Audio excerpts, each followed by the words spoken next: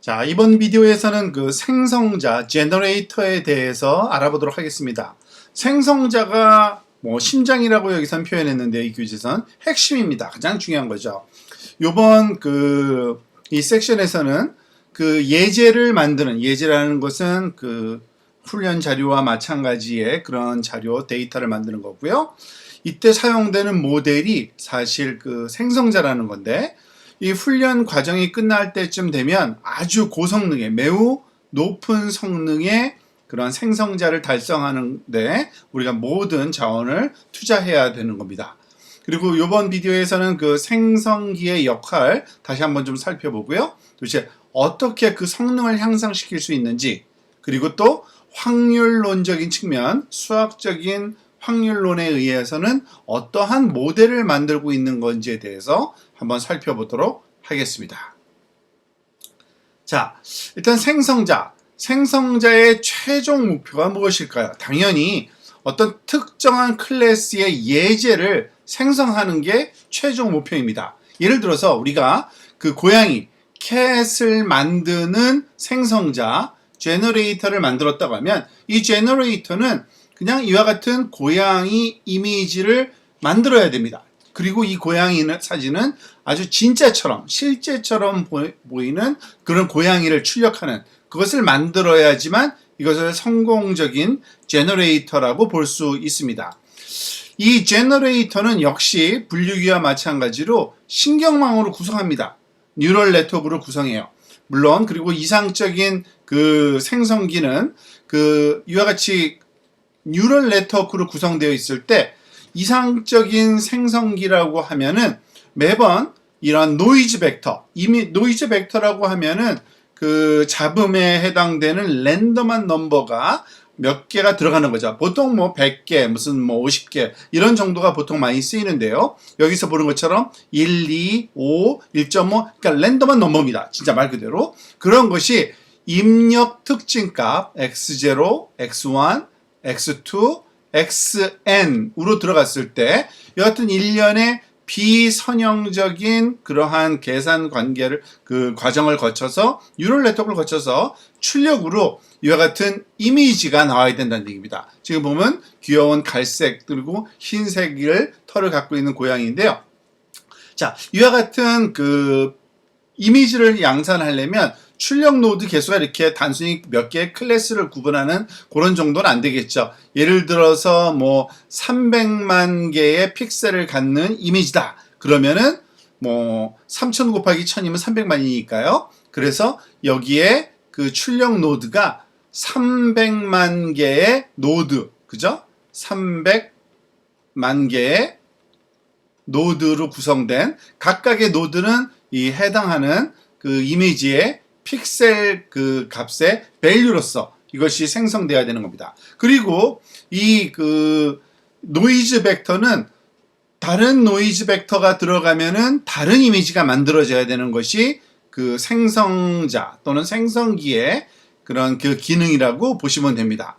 예를 들어서 우리가 만약에 이와 같이 그 또 다른 숫자, 예를 들어서 1, 2, 1, 2, 112 이러한 값을 넣었다 그러면은 아까와는 좀 다른 그런, 여기서는 지금 스핑크스 고양이 캣이 나왔는데요. 이런 고양이가 만들어지는 겁니다. 물론 고양이가 계속 만들어지긴 하지만 다른 값을 넣으면, 다른 그 노이즈 그 벡터를 넣으면 다른 종류의 다른 이미지의 고양이가 나와야 되는 거고, 물론 그 대신 고양이가 나와야죠. 예를 들어서 또 다른, 여기서는 지금 또 다른 그 숫자를 써놓지는 않았습니다만, 예를 들어서 숫자를 바꿔서 2, 3, 1, 1.5, 7, 6, 2 이런 식으로 다른 값을 넣었다. 그러면은 예를 들어서 이것처럼 사바나 고양이가 나올 수가 있는 겁니다. 이것들 모두 다 다른 노이즈 벡터를 넣으면 다른 출력을 내야 되고, 그렇지만은 그 모든 출력이 같은 종류의 그러한 그 카테고리에 속하는 이미지가 만들어져야 되는 게 생성자가 갖고 있는 성질 또는 특징이어야 되는 겁니다. 그와 같은 것은 우리한테 주어진 이 생성자가 뉴럴 네트워크이기 때문에요. 그 뉴럴 네트워크를 적절하게 훈련함으로써 가능해진다고 보시면 되겠습니다. 자, 이번에는 그럼 그 뉴럴 네트워크를 어떻게 생성기에 해당하는 뉴럴 네트워크를 어떻게 학습하는지 그 과정을 한번 살펴보도록 합시다. 일단은 노이즈 벡터를 우리가 이제 간단하게 표현하기 위해서 이렇게 그 그릭 레터 싸이라고 하죠. 우리가 xi라는 이런 거를 싸이라고 쓰는데 요걸로 표현을 하도록 하겠습니다. 즉 노이즈 벡터 뭐 1, 2, 3, 마이너스 6, 4 이런 그런 노이즈 벡터가 있을 때 그것을 제너레이터의 생성자에 해당하는 그 신경망의 입력으로 사용하는 거고요. 입력된 그 값이 비선형적인 네트워크의 계산을 통해서 결과로 특징을 이제 만들어냅니다. 피처. 이 피처는 이제 진짜 피처가 아니니까 우리가 X 해시라고 표현할 거고요.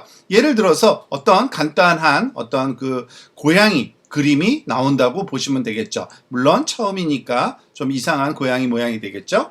자, 그런 다음에 이 그 생성자가 생성한 피처들, 그 피처들을 디스크리미네이터, 그 감별자, 판별자의 입력으로 사용하는 겁니다. 그러면은 그것 또한 결과가 나올 겁니다. 즉 이것이 이 판별자는 고양이인지 개인지, 그러니까 여기서는 사실은 고양이인지 아니면 아닌지만 판단하겠죠. 고양이가 인지 아닌지를 판단하는 결과값을 확률값, 고양이에 근접한 정도를 확률로 나타내는 y sub d hat이라는 표현. 여기서 hat은 그 예측이라는 뜻이고요. subscript d는 이 discriminator에 해당되는 결과값이라는 겁니다.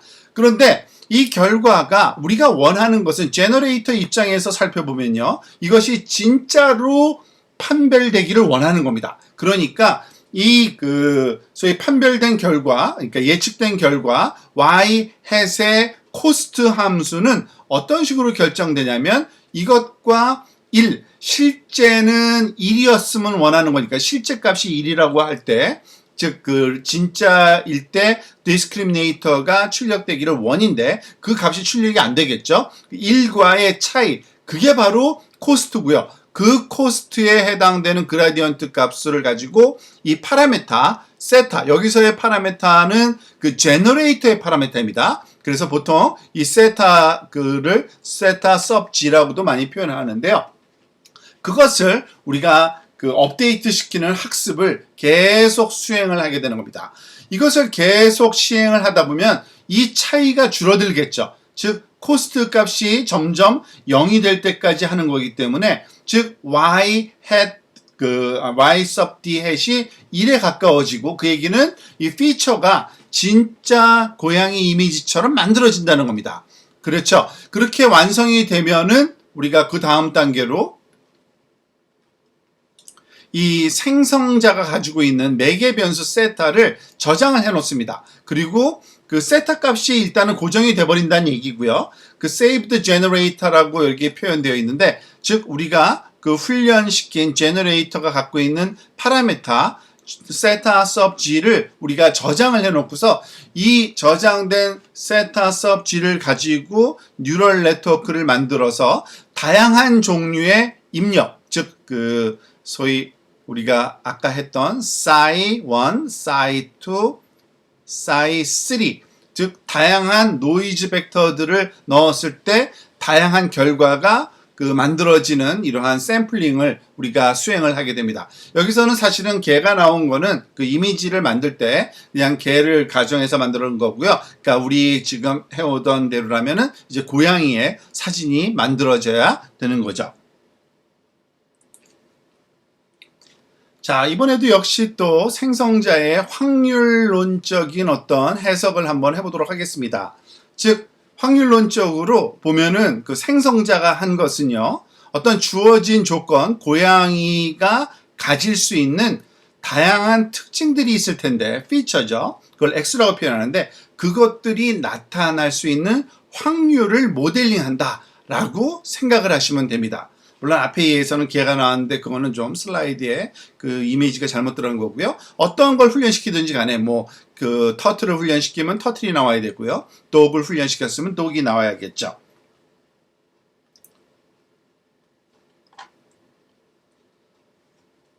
자, 사실은 좀 더 그 일반적으로 또 얘기를 해보면요. 고양이는 그 뭐 이 클래스가 고양이라고 한다면은 굉장히 다양한 특징이 있을 수 있습니다. 뭐 발을 핥거나 아니면은 그 수염이 좀 귀엽거나 한 고양이 특징들인데, 그런 특징들의 확률, 얼마만큼 그것이 자주 나타나는지 그 확률을 모델링 한다고 보시면 됩니다. 그런데 일종의 조건부 확률이에요. 역시 이것도, 즉 클래스 Y가 주어진 경우에 특징 X의 조건부 확률, 그거를 그 수학적인 확률론적인 기호를 쓰면 이렇죠. probability of X given Y. 즉 보통 우리가 그 조건부 확률할 때 이 조건에 해당되는 거와 그 소위 그 랜덤 베리어블에 해당되는 이 기호 사이에 이런 버티컬 바를 넣어서 오른쪽이 컨디션에 해당되는 거고요. 왼쪽은 랜덤 베리어블, 즉 특징에 해당되는 겁니다.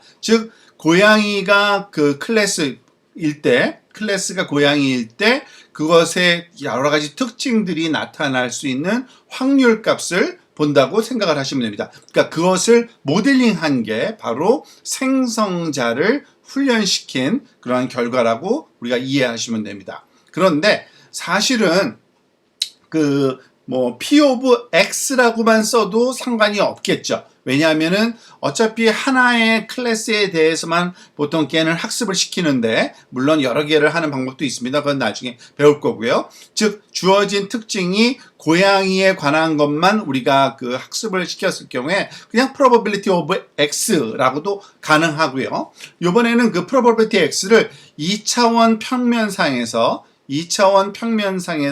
조금 그 이렇게 컨투어 맵으로 확률 분포 값을 표현한 겁니다. 즉 확률 분포 값을 컨투어 맵으로 표현하게 되면은 이 중앙 동그라미의 중앙 쪽에 높은 확률이 있는 거고요. 이 바깥쪽으로 가면은 이 외곽 쪽엔 좀 낮은 확률이 있는 거죠. 그 얘기는 뭐냐면 그 우리가 흔히 만날 수 있는 보통 고양이들, 그 이미지로 많이 우리가 만나게 되는 것들은 요 중앙에 있는 이런 확률 분포에서 나타나는 고양이들이고요. 우리가 쉽게 만나기 어려운 무슨 스핑크스라든지 아니면은 아까 봤던 다양한 좀 독특한 고양이들은 이런 외곽 그 분포에서 나타나는, 즉 드물게 나타나는 그러한 고양이의 사진에 해당된다고 보실 수 있고요. 여기서는 그 두 개의 특징만 가지고서 우리가 X sub 1과 X sub 2만 가지고서 우리가 한 그림을 한번 그려보면 이런 그 분포의 어떤 형태를 감을 잡을 수 있게 되는 겁니다. 자, 요약을 하면 이렇습니다. 그 생성자는 결국에는 가짜 그 자료를 생성하는 거고요. 그리고 결국에 생성자가 학습하는 거는 그 특징들, 여기 X라고 표현되는 그것들의 확률을 학습한다고 보시면 됩니다. 그리고 이 생성자들의 입력은 무작위 특징을 우리가 그 구해야 되기 때문에 잡음을 입력으로 해서 갖게 되는 그 특징을 우리가 갖는다는 것을 알고 있고요. 우리가 이제 그 주말쯤 되면은 그 겐을 하나 실험을 해볼 텐데, 거기서는 그 숫자, 손으로 쓴 handwritten digit를 모델링하는 겐인데, 뭐 5나 8 같은 거 손으로 쓴 숫자 5 또는 5가 모양이 다양하게 있을 수 있죠. 이런 것도 있고 8이 이렇게 있을 수 있고요. 그죠? 8을 이런 다양한 종류의 숫자를 생성하는 그러한 모델링이 가능한 생성자를 한번 만들어 보는 것을 통해서 이 생성자가 어떻게 훈련되는지도 공부해 보도록 하겠습니다.